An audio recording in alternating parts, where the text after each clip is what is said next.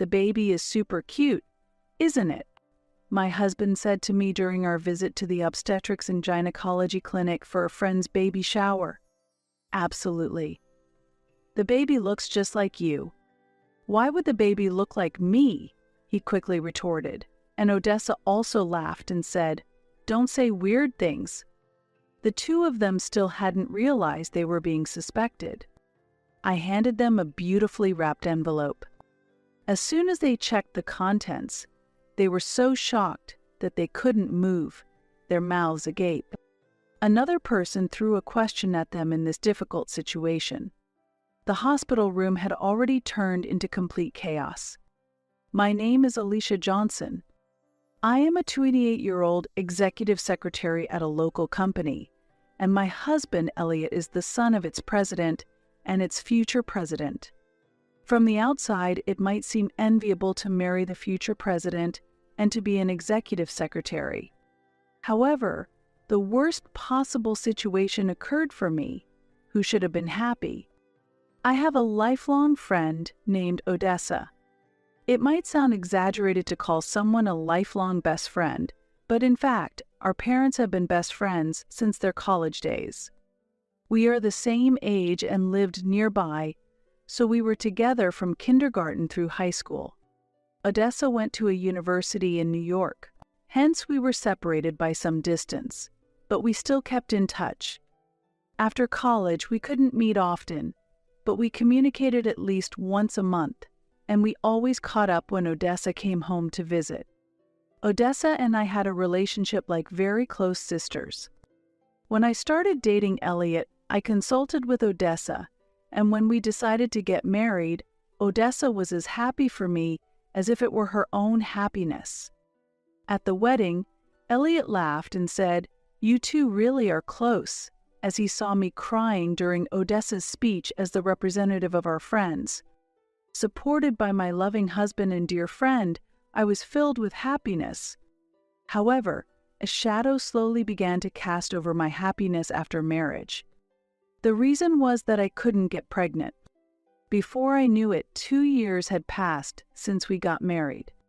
Some might think it's only been 2 years, but as someone who desired children, I was actively learning about fertility. Before we got married, Elliot and I had undergone a bridal check to confirm there were no issues. Should I get a fertility test and start treatment? I wondered. Elliot encouraged me. There was no issue during our bridal check, and worrying might just add stress. We're happy together, even without children. It's better to relax and enjoy our time together. Elliot's warm words were comforting, but I felt a rush of urgency to have an heir, and above all, I deeply desired a child with Elliot, whom I loved. Elliot reassured me, "Let's not rush and take our time." But feeling anxious, I decided to seek advice from Odessa. Odessa had lived in New York before but had returned to our hometown shortly after our wedding. While she was in New York, we only met when she visited, but the sociable Odessa quickly got along well with Elliot, and recently they had been enjoying various conversations at our house almost every week. Honestly, infertility is not something easily discussed, but I could open up to Odessa, and she always listened kindly. Still, Odessa advised, "Don't rush." Elliot also says to take it slow, and worrying too much can have the opposite effect. She was right, of course. Stressing over not being able to conceive only compounded the stress, further hindering pregnancy. I often hear stories of people conceiving the moment they give up on trying, but it's not so easy to sort out one's feelings. A few months later, on a weekend while I was feeling troubled, Elliot had left early for work. When I had a lot of time alone, I often found myself overthinking. Just then, the doorbell rang. "Alicia, are you there? I bet you're brooding over something alone, right? Surprise? I brought a special treat today." As always, what a wonderful friend. Odessa had brought my favorite cake for her visit. Recently, Odessa had been busy and visits on the weekends had become less frequent. With Elliot away at work and me alone at home, Odessa's visit was truly like a blessing from heaven. "Odessa, I love you," I exclaimed as I hugged Odessa. How did she know I was alone today? Elliot was away for the weekend, and I hadn't told her he was out today. At that moment, I didn't harbor any suspicions. I just enjoyed Odessa's visit.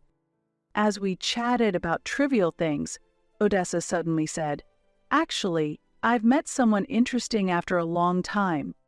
She reported this with a voice filled with joy. "Do you have a boyfriend? What's he like?" My excitement grew too. "No, not a boyfriend, you know." Odessa smiled as if she was hiding something. I felt a slight discomfort, but they weren't officially dating yet. It seemed like that kind of situation, so I asked for more details. Odessa had always had very high standards. Being beautiful but modest, Odessa naturally attracted male attention, and it was understandable why she had such high expectations. What kind of person would meet Odessa's standards? Out of curiosity, I kept asking more questions. "He's really my type. He's so kind, and he fulfills all my wishes. Plus, he's a future president, has money, is good at DIY, and manly too," Odessa said. That was so typical of Odessa. "You always said you wanted someone handsome, kind, and rich." Odessa had hoped to meet someone who met these criteria in New York, but she hadn't found anyone and returned home. It was unexpected for her to meet the ideal match in our hometown. "Do you have a photo of him?" I asked. "I couldn't get one," she replied. For a moment, the description of being a future president and good at DIY reminded me of Elliot. The similarities to Elliot concerned me, and I continued to ask questions. "What kind of work does he do? Where did you meet him?" I asked. But when it came to specifics, Odessa didn't provide any details. Yet there could be other future presidents who were good at DIY. It piqued my curiosity a bit, but since it's rude to pry into things she didn't want to talk about among close friends, I decided to drop the subject. Though we enjoyed a lively conversation for a while, Odessa suddenly remembered she had something to do and said, "Oh, I forgot I have an errand to run. Alicia, see you later," and hurried home. Elliot was also going to be late tonight. Recently, due to his busy work schedule, Elliot often stayed at a hotel near his office on weekdays and spent most of the weekends away from home on business entertainment. During that time, I was left at home, deep in thought. About 6 months later, Odessa contacted me with important news. What could have happened? In the afternoon, when Odessa visited my home, she looked me in the eyes and said, "Don't be mad, okay? I'm actually pregnant." The shocking news came from the unmarried Odessa. Whose child could it be? I was surprised but saw no reason to be angry. Why did Odessa think I would be angry? I smiled and said, "If you're happy, Odessa, then I'm happy too. Congratulations? Are you going to marry him? If you do, let me do the speech?" In response, Odessa looked a bit somber and said, "I'm not thinking about marriage, but he will support me, so it is okay." "So, it's like a common law marriage?" I asked, and Odessa quietly nodded. "What about your parents?" I probed further, and Odessa replied, "Please, keep it a secret from my parents. I'll explain it to them. There might be specific circumstances she can't disclose to others."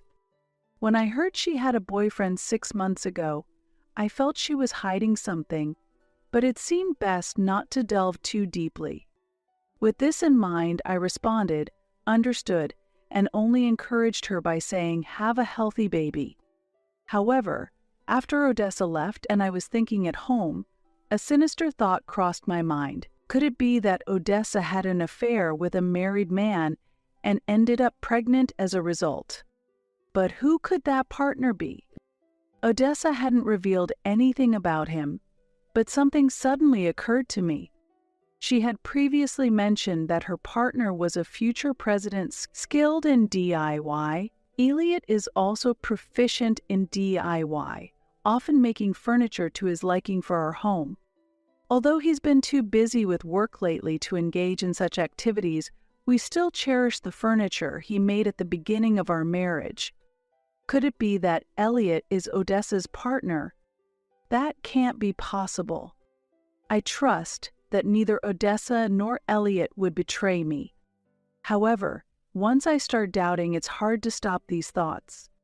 Looking back, Odessa returned to our hometown around the time she became close to Elliot, and it coincides with when Elliot started staying away from home due to work, and when Odessa stopped visiting our house. Is this just my imagination? It must be just in my mind. It's unthinkable that Elliot and Odessa could be involved. To dispel these doubts, I decided to hire a detective to investigate if there was an affair. I couldn't believe I was doing this, but if things remained unclear, it would always nag at me. I thought if the detective found nothing between Elliot and Odessa, I could wholeheartedly celebrate Odessa's pregnancy. However, it turned out to be a mistake. A few weeks later, I received the report from the detective. The results clearly showed that Elliot and Odessa were having an affair, and it was highly likely that the child Odessa was pregnant with was Elliot's. Faced with the detective's report and decisive photographic evidence, I was at a loss for words. My suspicions turned into certainty, and I was shocked by the reality. The pain of being betrayed by my beloved husband and best friend soon turned into anger, and I thought I could never forgive them. However, considering that Odessa was pregnant made me hesitate to take any action. I decided to wait until Odessa gave birth and then confront them both. Finally, I received the news that Odessa had delivered her baby. Neither Elliot nor Odessa could have dreamed that I was aware of their affair. Upon receiving the happy news of the birth from Odessa, I began planning a congratulatory visit. When Elliot returned from work, I casually brought up the news. Odessa had her baby, I told him, and he responded, "Really? That's wonderful." Despite the fact that I hadn't told Elliot about Odessa's pregnancy, he reacted as if he already knew, surprisingly calm. "Did you know Odessa was pregnant?" I asked. No, what are you talking about?" he replied, but his reaction was clearly flustered. I decided to leave that conversation there and suggested, "Let us go congratulate her this weekend. Will you come with me?" "Me too?" Elliot asked. "Yes, it has been a while. Both you and Odessa have been busy, and it has been almost a year since you saw each other," I said. "Oh, right. It has been that long already." Elliot's expression changed, and his eyes darted around. They say people often look up to the right when they lie, so maybe I could enjoy watching his reactions a little longer. But if anything more comes to light, it might make all my efforts futile. Then the day of the celebration arrived. I took Elliot with me to the maternity ward where Odessa was admitted. "Odessa, congratulations for real," I said. "Alicia, thank you," Odessa responded. In the hospital room, Elliot, who had been fidgeting behind us, also joined in. "Odessa, it has been a while. Congratulations." "Ah, thank you, Elliot." Their interaction was awkward to the point of seeming forced, as if they were acting. In the hospital's newborn room, we were informed that a healthy boy had been born. The three of us went to the room, and Odessa proudly pointed out her baby. "There, the third baby from the right. He's still so tiny," Odessa said. The baby was facing us, and his face was clearly visible. Every baby is adorable, but this child was born from an affair. Thinking about what his life might become, it pained my heart. Should I step back silently, doing nothing, or should I take some action? However, if I do nothing, nothing will change between these two. As unfortunate as it is for this baby, a proper resolution is necessary. When we returned to Odessa's room, her parents were there for a visit. I introduced Elliot while exchanging greetings. After the greetings settled, her mother asked, "How was the baby? Was he awake?" Elliot replied enthusiastically, "Yes, he was awake. Really cute." Then he turned to me and said, "The baby is super cute, isn't he?" I responded, "Absolutely. He looks just like you." Elliot laughed and said, "Why would he look like me? How could he resemble you, I wonder?" "Because he's your child," I retorted. Elliot panicked. "Wait, please don't say things that could cause misunderstandings." Odessa joined in the exchange, laughing and retorting, "Don't say weird things." If both of them react too passionately, it might only make them more suspicious. With that thought, I muttered, "Is it really a misunderstanding?" "Well, whatever," and continued, "Look at this. A surprise present. I hope you like it," and handed Odessa a beautifully wrapped envelope. "Hey, what's this? Can I open it?" Odessa said, surprised. She still hadn't realized that she was under suspicion. Next to me, Elliot chuckled. "When did you prepare this?" As Odessa opened the envelope and looked inside, she was speechless, her expression frozen in shock. "What's wrong?" I asked as Odessa opened and closed her mouth without making a sound. Elliot, curious about her reaction, peered into the envelope and lost his voice with a stunned Seeing Odessa and Elliot's reactions, her parents also became concerned and asked me what happened. "Alicia, what did you give her?" I took the envelope from Odessa and said, "Are you ready to see this? It's not pleasant," and handed it to her mother. As her mother was about to open the envelope, Odessa shouted, "Wait! Don't look! What is this?" her mother exclaimed. Then, looking into the envelope, she stared at Elliot and said, "This is..." The surprise present I had given to Odessa was the photographic evidence of her affair with Elliot, provided by the detective. The photos clearly showed Elliot's face, leaving no room for doubt. "Are you Alicia's husband?" her mother asked Elliot, seeking confirmation. Elliot looked down, unable to respond. At that moment, an angry voice from her father echoed in the room. "Silence solves nothing. Say something." Odessa and Elliot trembled under the force of his voice. Her mother pressed Odessa, saying, "Didn't you say he don't acknowledge the child? You said you wouldn't marry, but would raise him together. How could you plan to do that with Alicia's husband?" Odessa was at a loss for words, merely stammering, What on earth were you thinking? To do this with someone else's husband, especially Alicia's your longtime friend. Why would you do such a thing? Don't that just stay silent. You must have something to say." As her father raised his voice further, Odessa simply remained silent, bowing her head. "Do you think staying silent will solve anything?" But I would not allow it to end there. I directly confronted Odessa. "Why did you betray me?" To that, Odessa responded defiantly, "It is not fair. I've always been more popular. Why should you get to marry someone handsome and wealthy like Elliot? Why did it turn out this way? I should have been the one to marry him. Everyone envied you for marrying Elliot. Plus, you couldn't have children, but I got pregnant right away. That means I am more suitable for Elliot." This was Odessa's true character. I had always known she was disliked by many. However, I never expected her to act this way towards me. Elliot remained silent, just looking down. He was probably swept away before he knew it, pursued by the beautiful Odessa. "Why not invite your father too, since we're celebrating?" It is his first grandchild, after all, I suggested while pulling out my phone.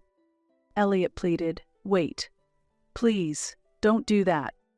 But I ignored him and made the call.